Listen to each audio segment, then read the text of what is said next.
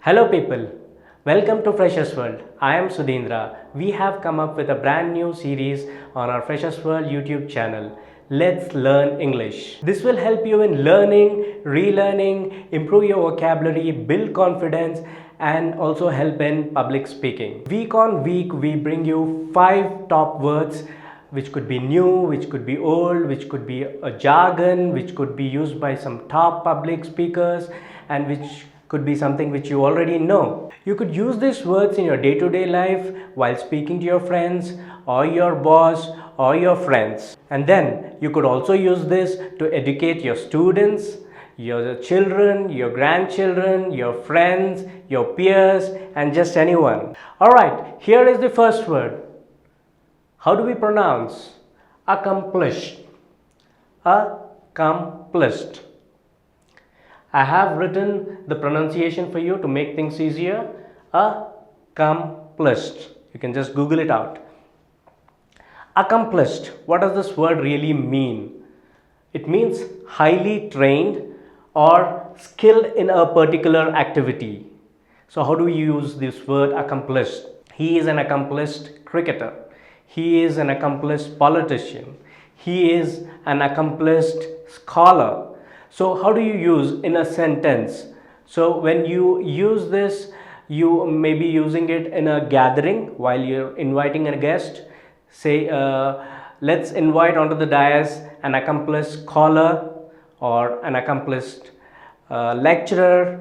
So whatever it is. So let's come to the another form of accomplish, which is verb form.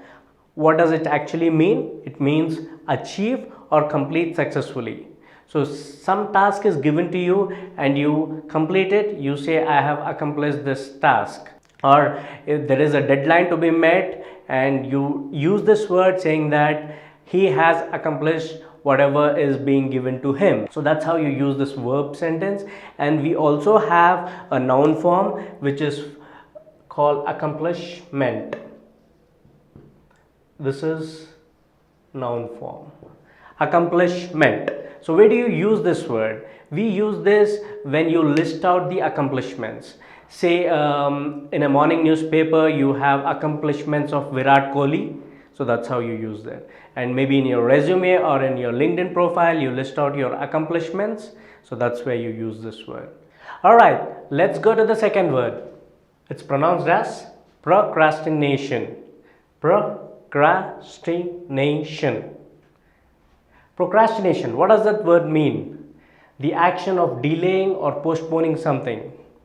Like you are given a task, instead of completing it, instead of accomplishing it, you actually sit on it, do something else which is not important and while away the time. The time is wasted. So procrastination is basically doing that. Alright, let's see how do we use this word. Procrastination is something which is not desirable. This is normally used when someone is educating you or someone is giving a sermon or someone is trying to inculcate some values in you or making a speech or doing a pep talk. People advise you not to do procrastination.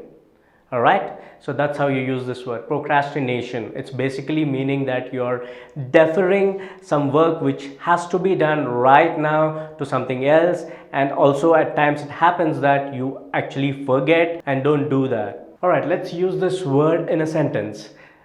An employee is procrastinating by playing games on his phone. So this is somewhere you can use this word. Procrastination is basically your delay the work which is to be done right now. Let's go to the verb form, procrastinate, which again means the same, delay or postpone action. Let's see how this word is used in a regular sentence. Do not make excuses because they never procrastinate. So that's how we can use the sentence. Some pun associated with procrastination. Basically, we have a world population of 7.8 billion and Facebook has close to 2.5 billion.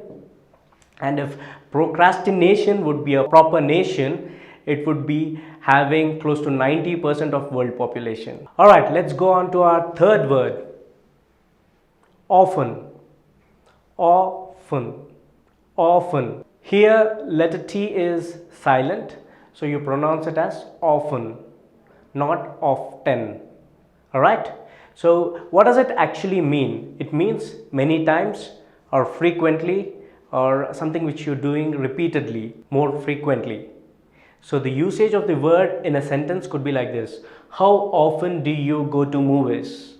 Okay, someone who doesn't know often or is not aware of this as his vocabulary or the way he's been taught, he might use how regularly do you go to movies? Or he can say how frequently do you visit a movie hall? So instead of frequently, you can inculcate using this word called often. How often do you go to movies? So that's the usage of the word often. Let's talk about the fourth word, résumé. Résumé. How do we pronounce it? Résumé. We have a confusion here. There's another word which is spelled R-E-S-U-M-E, same as resume. Resume means to begin again. Resume means summary.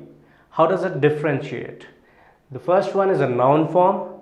Resume is a noun form, while resume is a verb. Resume is something like, which you have a unfinished work and you are starting it again.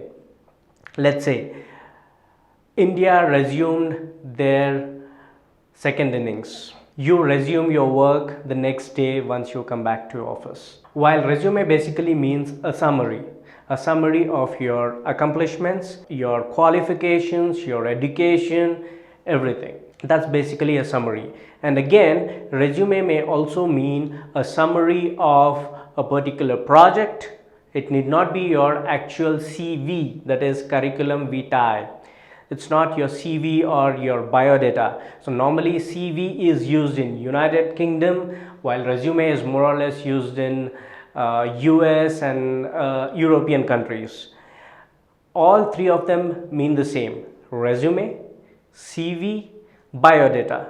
Biodata is basically a subcontinent term where people from India, Sri Lanka, Bangladesh and Pakistan use this more often, or let's say used to use it more often earlier, but not now. Now people are talking about resume, or maybe in short CV.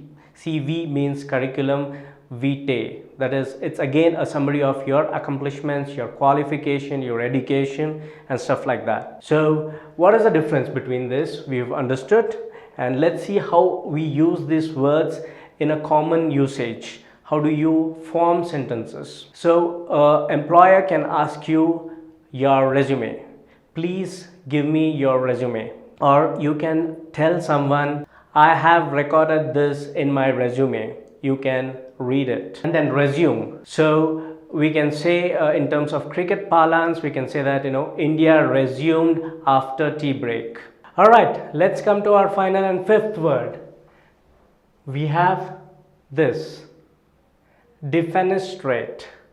Defenestrate. How do we pronounce it? Defenestrate. Defenestrate. This is basically a bonus word which was used by one of our famous guys called Shashi Tharoor. How do you pronounce it? Defenestrate. Defenestrate. Defenestrate. So defenestrate is basically a verb form, and which means throw out of a window. It actually implies rejection. It's an informal or a slang word which means remove or dismiss. That is, defenestrate from a job, kick someone out of job, kick someone out of a position. So that's where you use defenestrate.